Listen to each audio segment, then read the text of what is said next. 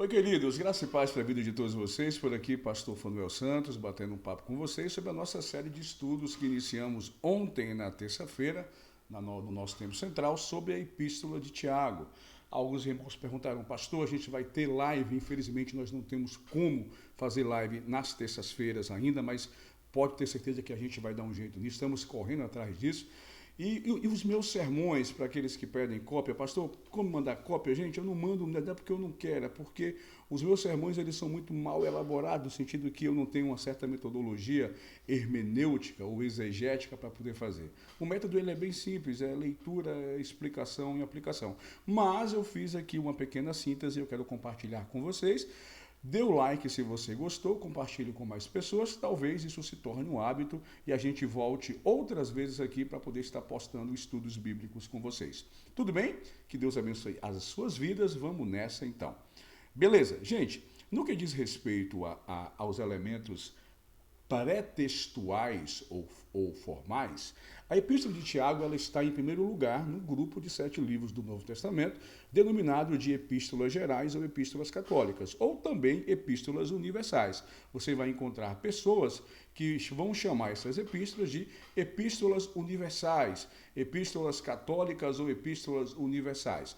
Essa palavra universal, as pessoas não têm tanta dificuldade. Eu percebo que as pessoas não se sentem tão desconfortadas com a expressão universal. Mas quando você usa a expressão católico, muitos acham automaticamente que esse é um termo de uso exclusivo e restrito do catolicismo romano.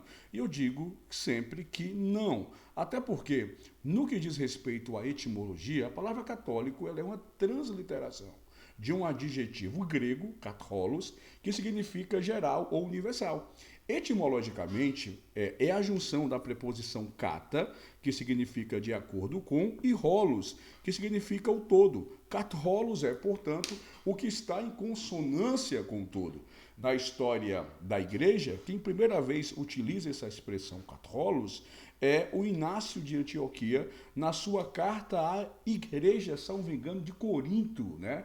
Ele manda essa carta incentivando os irmãos aos coríntios a retornar com o ofício do presbitério.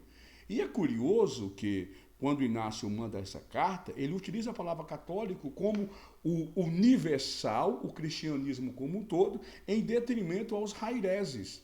As hairesias, as heresias, é isso mesmo que você pensou, que eram interpretações particulares de pequenos segmentos gnósticos, enfim, que havia ali. Então, o católico é o que está de acordo com o todo. Curioso é que no que diz respeito ao aspecto, exegético do Antigo ou do Novo Testamento, essa expressão foi utilizada pela primeira vez pelo Eusébio de Cesareia. O pessoal que é da história aí conhece muito bem o Eusebinho de Cesareia, né? O moço do Constantino. Então, o Eusébio de Cesareia foi quem primeiramente utilizou essa expressão católica para referir-se a essas epístolas gerais. Atenção aqui. Uma outra característica dessas epístolas denominadas de católica é que, diferentemente das epístolas de Paulo, se você pegar aí as epístolas de Paulo, as epístolas católicas que são 7, relembrando elas aí, 1º, 2º e 3º João, as 2 epístolas de Pedro, Tiago e Judas. Essas epístolas católicas, o nome da epístola, o que aparece, não é o nome do destinatário, é o nome do remetente. A carta de Paulo aos Efésios, quem é o remetente? Paulo, mas o que aparece é o nome do destinatário. Efésios, Romanos, aos irmãos de Tessalônicas, aos irmãos da Galácia. As epístolas católicas, o que vai aparecer não é o nome do destinatário, é o nome do remetente. Pedro, Tiago, João, Judas, entenderam? Então eu posso dizer que no que diz respeito à forma, essas epístolas, os seus nomes, a questão onomástica, o que aparece é o nome do remetente e não o nome do destinatário, beleza? Essa é uma característica quanto à forma, lembrando que a expressão católico é o mesmo que universal. Beleza, gente? Entenderam? Se entendeu, já deixa o seu like e vamos nessa então. No que diz respeito às características materiais, não mais formais, mas materiais, pode-se dizer que a Epístola de Tiago pertence à classificação da literatura bíblica, denominado de literatura de sabedoria ou literatura sapiencial.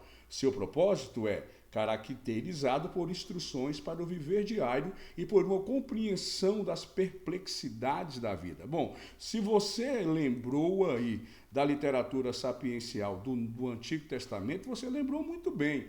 Existe uma aproximação material, certo, entre a Epístola de Tiago, por exemplo, com esse tipo de literatura. O livro de Jó, o livro de Provérbios, o livro de Eclesiastes. Existe muita similaridade de Tiago com esses textos. Por quê? Porque são textos mais práticos, são textos de como viver. Então, de todos os livros neotestamentários, Tiago ele é o mais prático.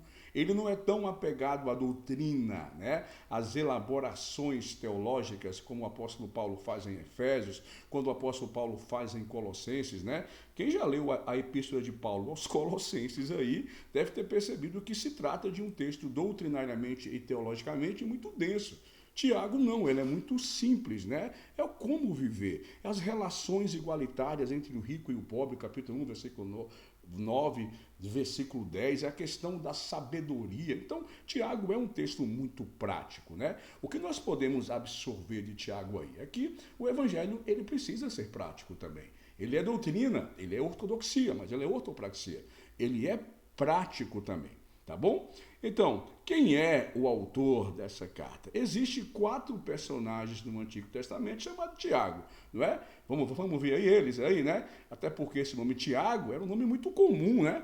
Tiago era um nome comum, Tiago, Jacó, era um nome muito comum naquela época. Então, eu vou ter 4 personagens neotestamentários chamados de Tiago. Deixa eu ver rapidamente aí quem são eles. Eu tenho o Tiago, filho de Zebedeu, né? Foi esse Tiago que foi morto e decapitado pelo Herodes, por volta do ano 1, né? No ano 44. Eu tenho o Tiago, filho de Alfeu, né? Que era um Tiago, filho de outra Maria também. Esse texto lá em Marcos capítulo 15, versículo 40, vai aparecer. Esse Tiago, filho de Alfeu, ele é chamado também de Tiago Menor. Tem algumas versões que vão chamar ele de Tiago Menor. Talvez ele fosse pequeno, né, cara? E como ele não poderia ser chamado de Zé Pequeno, ele foi chamado de Tiago o Menor. Provavelmente por causa disso daí, tá beleza? O outro Tiago é o Tiago, pai do apóstolo Judas. Judas, não Judas os Iscariotes, mas Judas Labeu ou Judas Tadeu também. E o quarto Tiago, o Jacobus, o Jacob, o Jacó, é o Jacó, irmão do Senhor. Né? Esse termo é usado por Paulo em Gálatas capítulo 1, versículo 19, quando Paulo ele vai dizer que subiu a Jerusalém para ter com aqueles que eram reputados como colunas, e ali ele teve contato com alguns apóstolos, dentre eles o Tiago, irmão do Senhor Jesus, tá?